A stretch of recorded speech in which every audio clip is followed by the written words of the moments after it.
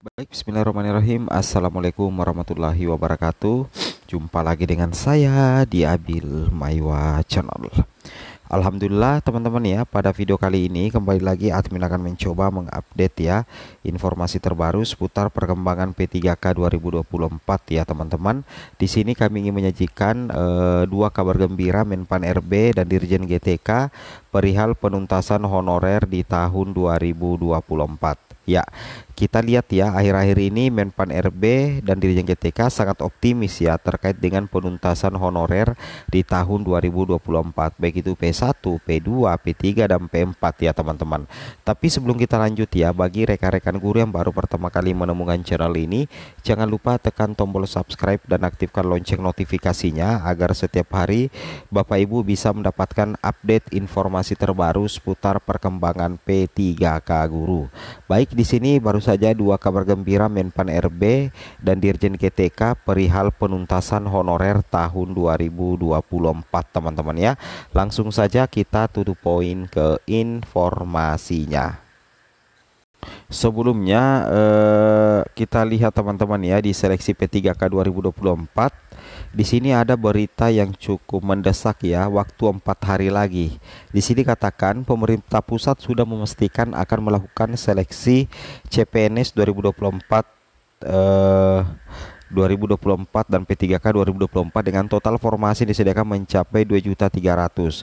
Khusus untuk seleksi P3K 2024 itu telah disiapkan teman-teman ya sebanyak 1.600.000 formasi yang merupakan gabungan jatah formasi P3K instansi pusat dan daerah. Bahkan di sini kabar baik dari Menpan RB Bapak Azwar Anas itu sudah menegaskan bahwa formasi P3K 2024 sebanyak 1,6 juta itu 100% nantinya untuk pelamar dari honorer. Artinya apa teman-teman ya, kalau kalangan honorer berarti itu sudah terdata di database BKN teman-teman ya. Jadi ada sekitar 1,6 juta teman-teman ya, itu ada sekitar 1,6 juta formasi khusus honorer termasuk guru honorer teman-teman ya. Ini tentunya menjadi kabar baik ya dari Menteri Azwar Anas ya. Di sini katakan agar seluruh formasi CSN 2024 yang disediakan bisa terisi, seleksi P3K 2024 itu akan digelar 2 kali ya. Jadi untuk P3K 2024 akan digelar 2 kali dalam 1 tahun. Tujuannya apa? Agar seluruh formasi itu bisa terisi. Jadi apabila misalkan seleksi P3K 2024 ini digelar 2 kali, maka besar potensi penuntasan P1, P2, P3, P4 teman-teman tahun ini ya. Ini kabar baik ya dari Menpan RB teman-teman ya. Namun seberapa banyak formasi akan terisi itu sangat tergantung teman-teman dari usulan kebutuhan formasi yang diajukan instansi baik pusat maupun pemerintah daerah atau Pemda. Panselnas CSN 2024 memberikan tenggat waktu pengusulan kebutuhan CPNS dan P3K 2024 oleh instansi hingga 31 Januari. Seperti itu teman-teman ya. Jadi batas waktunya itu 31 Januari. Jadi sekitar 4 sampai 3 hari lagi teman-teman ya.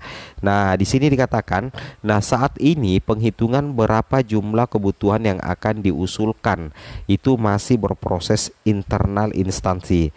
Nah, di sini dikatakan pemerintah pusat teman-teman ya, seperti Menpan RB dan Dirjen GTK Prof Nunuk sudah beberapa kali menyampaikan harapan agar masalah minimnya usulan formasi dari Pemda yang terjadi pada P3K di tahun sebelumnya tidak terulang lagi pada seleksi CPNS 2024 dan P3K 2024. Ini tentunya menjadi kabar baik. Menpan RB dan Dirjen GTK itu fokus dalam penuntasan honorer teman-teman ya, termasuk guru honorer.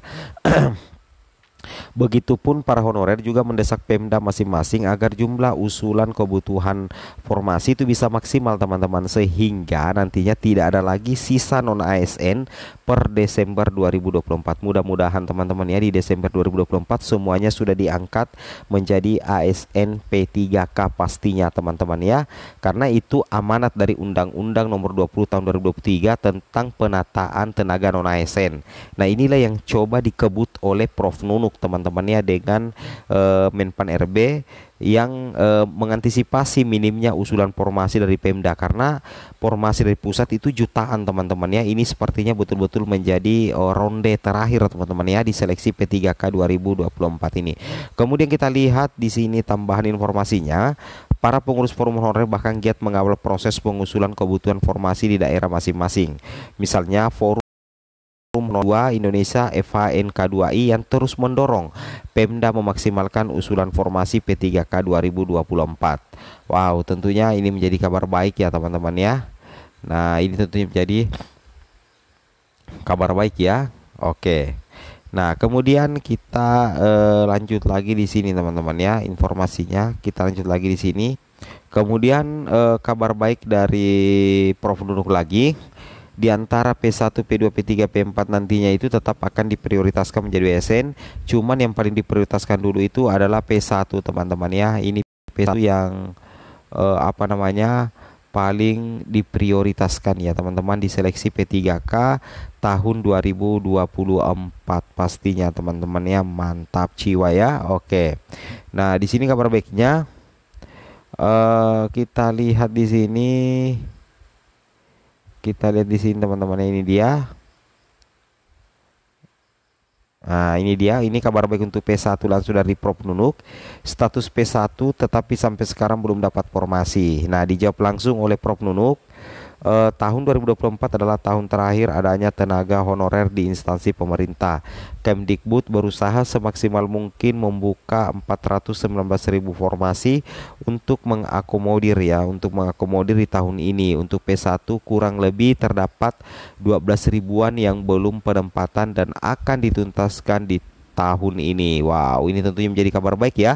12.000 P1 akan dituntaskan di tahun ini teman-teman ya. Mantap jiwa ya. Oke.